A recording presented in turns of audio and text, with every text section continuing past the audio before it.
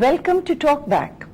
As the world comes closer together, development goals are being broadened and redefined worldwide. This naturally raises the question of how and where to find the finances to address the newer challenges of development. In January 2001, the United Nations Secretary General Mr. Kofi Annan set up a high-level panel to address the questions with respect to financing for development. The panel, which had 11 members, was chaired by the former President of Mexico, Mr. Ernesto Zedillo. Dr. Manmohan Singh, former Finance Minister of India, was also a member of this panel. The project director for the panel was Dr. John Williamson, Senior Fellow at the Institute of International Economics. The report is now with the Secretary General to discuss the wide agenda that was covered by this report. We have here Dr. John Williamson. Welcome to the program, Dr. Williamson. Dr. Williamson, why the need for this report now? Well, I think it arose very much from the broadening of development goals that you talked about. This was arose out of that series of UN conferences in the 1990s, the Earth Summit in Rio and the Population Summit in Cairo and so on. And developing countries felt that they were being asked to do more and more things, and things with which I think they were very sympathetic, but doing them without being provided with the extra finance to permit this to happen. And so they'd been asking for a conference on this topic held by the United Nations for some years. And eventually the Clinton administration reversed its position and said that it would agree to such a conference. And so there have been a series of meetings held by UN ambassadors in New York trying to develop the agenda for this conference. And reflecting those discussions, the Secretary General drew up a report which was issued last December. But then I think he felt the need for another group to take an independent look, a group of people who were not constrained in the same way by official positions. And so that's the group which was set up under the chairmanship of the former President of Mexico, President Zedillo, and which met in the first half of this year. It's interesting that the report is about financing for development. In the old days, we used to talk of aid for development. So what else is one looking for when one is looking for financing? Well, it's a much broader agenda which was discussed by the panel and is being discussed by the UN conference. It includes domestic economic policies. The bulk of the financing for development always comes from domestic sources.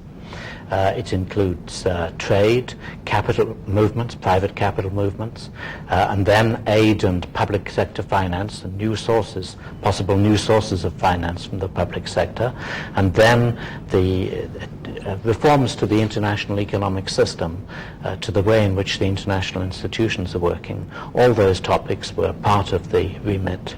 The fact that this issue is being discussed today, after the world has seen the problems of indebtedness of developing countries and the Asian financial crisis, is that reflected in the long-term view that this report has taken on financing for development? Well, to some extent it's reflected. I mean, there's, for example, there's a caution about quick moves to capital account convertibility of a sort that wouldn't have been there a few years ago. And there's a suggestion that the terms of financing of the International Development Association loans should be further liberalized, making very long-term loans, 99 years instead of 40 years, and that is to help avoid a recurrence of the HIPIC type, the sort of problem that has arisen in the low-income countries and that is now being addressed through what is known as the HIPIC initiative for low-income countries. So there are some measures that way, but I think it has to be said that the panel did not address the really difficult central issue in preventing or handling these types of financial crises, which to my mind is the question whether and when and how there should be private sector involvement in crisis resolution. That's to say that the investors who've put money in and try to get it out in a hurry and find they can't, whether they should take a haircut And that's the big unresolved issue, and in all honesty, the panel did not contribute to resolving that one. There's no magic bullet, and it said so, and moved on to other things. Now, having said that, I think one also should say that almost all of the issues taken by the panel, discussed by the panel, are ones which are going to be valid whether we succeed in getting rid of these series of crises that have plagued emerging markets in recent years or not. So, in other words, this whole question of moral hazard, that, you know, the developed countries might give you lectures on how you must open up fast and let them come in with their investments, and then when there are problems, they move away, and you are left with the problems to, you know, with all the social cost of adjustment. Those problems still need separate application of mind. I think that's right, yes. I think the panel did not succeed in finding a solution to those issues. They're very difficult issues, and so it said some cautionary words, which hopefully, if countries take note of them, will make crises less likely in future, but it really didn't resolve the basic issue there. You did say that the panel addressed domestic policy issues. Now, for example, would that mean that it would have something to say on fiscal profligacy, that governments should be careful about how they manage their finances, or privatization, two very important and politicized issues in developing countries? What did it say? It certainly addressed the former issue. It didn't, in fact, say much about privatization, but it certainly said that fiscal discipline was quite essential, that developing countries, well, any countries actually, need to have adequate sources of revenue. They need to raise enough money from taxes to make it possible to support an adequate level of government expenditure without running big deficits which threaten to destabilize the economy and create a crisis and throw the country off course. And I hope that countries like India will take note of that. I think it's very important that they should. But did it limit itself to making some macro level prescriptions, or did it go down further into what kinds of expenditures you should avoid, and, you know, was there micro detail in this specification? Well, there wasn't a lot of detail, but there were certainly some general guidelines. It said very much that social expenditures on education, health, nutrition, the rural sector should be priority expenditures, and they shouldn't be cut back every time there's an economic crisis, that countries needed to manage their affairs in such a way as to maintain adequate spending on those high priorities. It also talked about the type of financial system that would be needed, and the importance of having a diverse, competitive, solvent financial system, thinking of the importance of bank solvency and having the sort of institutional and legal environment that would make that possible. What about levels of debt or debt servicing? Was there any prescription on that? How much external debt should a country accumulate as it goes down the path of development? No, in fact, it didn't address that issue explicitly. But by talking about fiscal deficit, to some extent, there are some. Of course, it said, I mean, the reason for being worried about a fiscal deficit is precisely that if you go on running fiscal deficits for long enough, you could build up a debt level which creates a crisis. Were there any new sources of financing that were discussed in this UN report? Well, there was a discussion on what are called new and innovative sources, and the first thing that was discussed in that context was the Tobin Tax.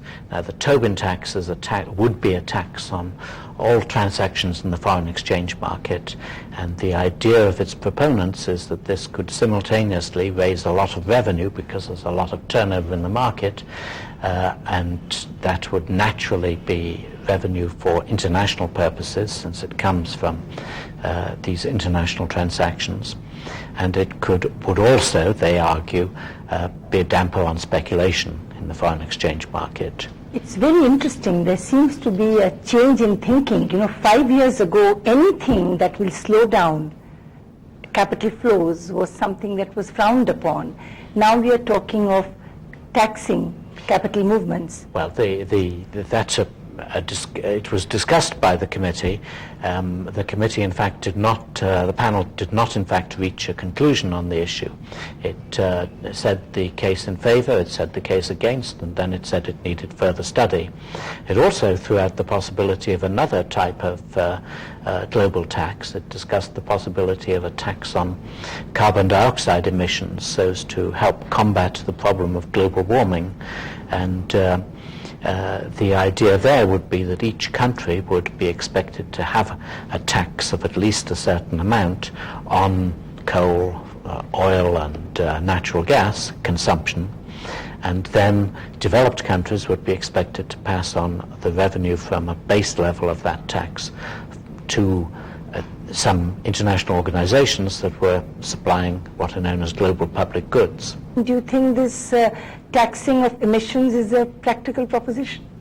Well, my personal view is that this is not likely to be generally acceptable.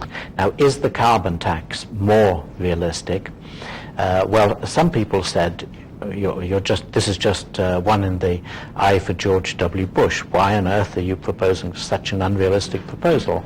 And it's possible he'll regard it that way, but it's also possible that he's looking around for an alternative way of restraining carbon emissions, given his attitude to the Kyoto Protocol and his view that that's not practical. And if so, this is a candidate that actually is much more market-friendly than Kyoto would be. See, the problem with these impractical solutions is that they create the illusion of a solution. Were there any other ways of raising financing for development? What about aid? Oh, there was certainly a lot of discussion of aid, and there was an exhortation to developed countries to, in fact, abide by the pledge that, actually not all of them made the pledge. The United States in particular never pledged itself to give 0.7% of GNP, but a number of the others did and have never come anywhere near. So there was a call for them to seriously go for that target. There was also a call for the launching of a campaign for the Millennium Goals, as it was called, which would attempt to rekindle enthusiasm for foreign aid in the developed countries. For many years, foreign aid has had a bad name, and people have talked about aid fatigue and so on. And the idea here would be to try and harness some of that enthusiasm for debt relief that's been generated in the developed countries in recent years to campaign for this broader agenda of increasing aid. So yes, that was very much part of what was discussed. As you know, there has been a lot of concern with AIDS and other such pandemics, in the world. Was there much talk about global health fund, global public goods, how to finance some of these common concerns of the world? Well, there was a discussion of that, and there was a strong argument that it was time the world made an attempt to provide some of these global public goods, like fund to combat contagious diseases. And in terms of how that was to be financed, I mean, that's where the discussion of an international tax like the Tobin Tax or carbon tax came in. What about the WTO and trade? Did that form part of the agenda of this group? How that can help in furthering development? Oh, certainly. There was a lot of discussion of trade, and the panel argued very strongly in favor of further trade liberalization, but of course it made a point that the developed countries had mainly liberalized trade among themselves, and that their remaining restrictions were primarily directed against developing countries. And there may be some historical reasons for that, but at this stage it really isn't right, and that should be the core of a new trade round, if one is agreed in the meetings in Doha in November, that it really should be a development round and address the issues of concern to developing countries. There are 2 or 3 issues in particular that worry the developing countries.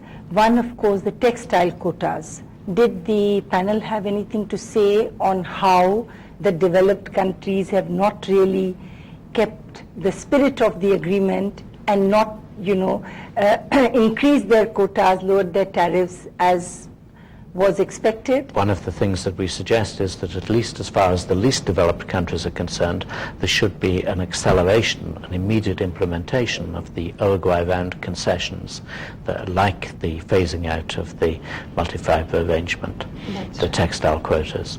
So those issues were very much on the mind of the panel. And the second concern, of course, is with all the subsidies that the developed countries give to their agriculture and thereby distort world trade in agriculture, in which developing countries have a lot of stake.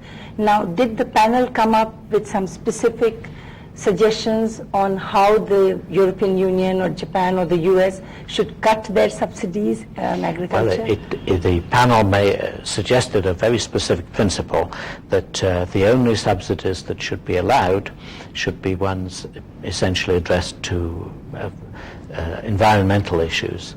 So you can subsidize, if you want to subsidize your farmers, you should subsidize them, you being a developed country now, should subsidize them to live a nice old-fashioned lifestyle, providing a rural environment that their city dwellers will appreciate, and not finance them to provide maximum output on which involves destroying the environment, which is what is happening in country after country.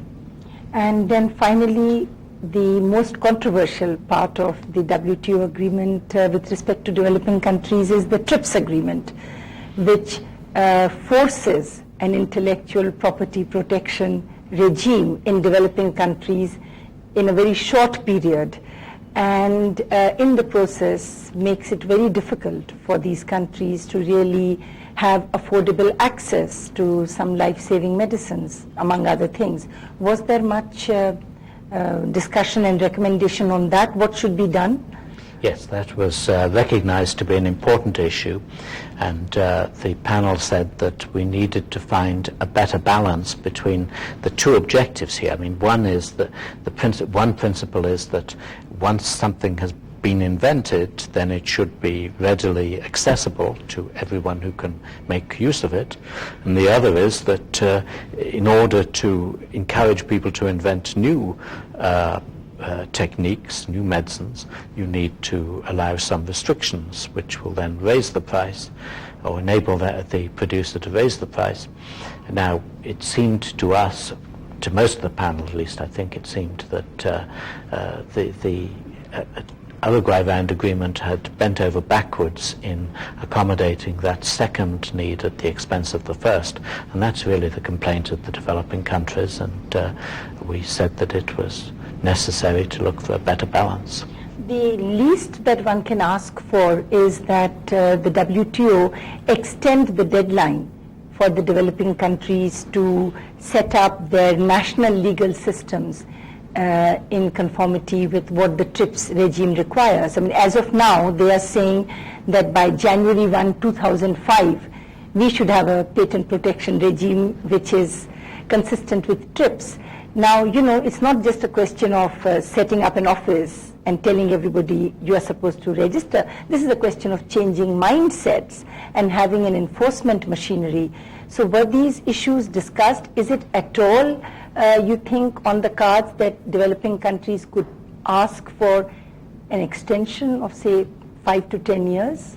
Yes, I think that that's one of the things that the panel had in mind when it said that the first issue on the agenda for a new round should be the problems that have arisen in implementing the Uruguay round, trying to complete and amend as necessary the Uruguay round, because in a number of dimensions, of which I think TRIPS is the most important, but by no means the only one, all sorts of problems have arisen in developing countries in abiding by the agreements which they signed. There's a whole problem of capacity building there, which again was a point recognized by the panel, and which needs to be addressed. So there's that range of problems is indeed taken on board. It seems that your agenda really is very wide. I mean, right now we have WTO that looks at trade, then you have trade issues, you have the IMF which looks after the balance of payments concerns, you have the World Bank, the Asian Development Bank, whatever other development banks that look at sectoral things. I mean, isn't there too many international institutions, multilateral institutions to deal with? Don't you think when you look at all these issues together that maybe one should think of coordinating their roles and making them consistent? Well, that was an issue that again was very explicitly addressed by the panel, which it didn't actually recommend creating an apex institution, an institution that could do this coordination and extension of the system, but it recognized this as a major problem, and it said that the UN should call a conference which would address the issue of globalization and how the international system was functioning in the light of globalization. I think the view was that the closest the world has at the moment to an apex institution is the Group of Eight, and that's about 15% of the world population that may think that's a good solution, but there's about 85% of the population who don't think it has any political legitimacy at all, and that's not a basis on which one can go forward and build coordination among these institutions. So clearly I see a recommendation for bringing these institutions together under some sort of an umbrella to look for a consistent framework within which they all work towards globalization. But again, as I understand from what you said earlier on, the public-private interface is still not something that is addressed. And given that financing for development in the years to come will really be largely dependent on how the private sector plays a role, I think there is need for another high-level panel to look at those issues. Would you agree with that? Well, if you're saying that we didn't solve all the problems of the world, of course you're right. The big one that I said I didn't think the panel had succeeded in addressing was the question of comes out of private capital flows, that what happens when a crisis develops because the private capital flows go into reverse. And that is a very difficult problem, and the panel recognized it's better to say there's a difficult problem outstanding there than to come up with some quackery solution. But incidentally, just going back to a point you made earlier, I don't go away, I wouldn't want viewers to go away with the impression that the panel thought that a Tobin tax was going to resolve this type of problem. I think at least most members of the panel didn't have any illusions on that score. But it was just put there as a possibility to look at. It was something that is very much under discussion in these circles, and so the panel had to look at it. And it said it hadn't had the final word. In fact, it said there should be another study. So yes, it so there's an honest admission of a complex problem. Right. Yeah. I must say it's a very good sign that the UN has brought experts and people who are grounded in policies in their own countries and experts from outside to come together and reflect on these problems. And hopefully we will see much more of that kind of a role coming from the UN, because believe me, it is needed if we have to face these challenges. Well, of course, one problem with the UN is that diplomats are not trained in these types of financial issues, and so if you put this type of discussion in the UN system, there is a problem of inadequate expertise, and one does need to supplement that by this type of outside panel. But I would think that this panel would then reach out to countries and peoples all over the world. It wouldn't necessarily, the report would not just sit in the UN and being discussed by diplomats. So is that the idea? I'm not quite sure what's happening to the report at this stage, but it hasn't yet received a glossy cover and been circulated widely. I don't know if that's going to happen in due course. I think we should push for that, because that will really create a further line of, action, inquiry, and maybe another expert group to look at the problems that have not been addressed in this report. But I must say I must thank you for enlightening us on all these complex issues that you have handled in this report.